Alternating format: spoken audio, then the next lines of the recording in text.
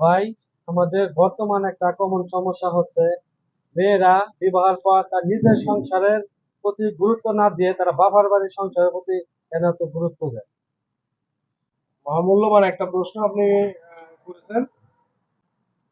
বর্তমানে মেয়েরা বিয়ের পর তাদের নিজের সংসার রেখে তারা বাবার বাড়ি নিয়ে বেশি ভাবে। দুইটা উপকারিতা আছে।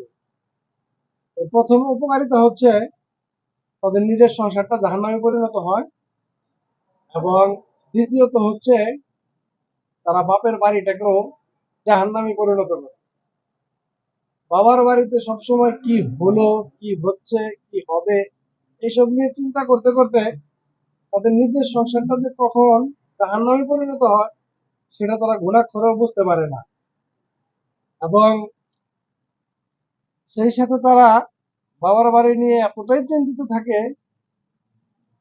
বাবার বাড়িতে কোন সময় কি হলো, কি হচ্ছে, কি হবে, এসব নিয়ে চিন্তা করতে করতে বাবার বাড়িতে যে লোকগুলা বসবাস করে, অর্থাৎ তারই হয়তো ভাই অথবা ভাইয়ের ফ্যামিলি, হ্যাঁ তারাই হয়তো বসবাস করে, তার বাবা মা এবং ভাইরা বসবাস করে।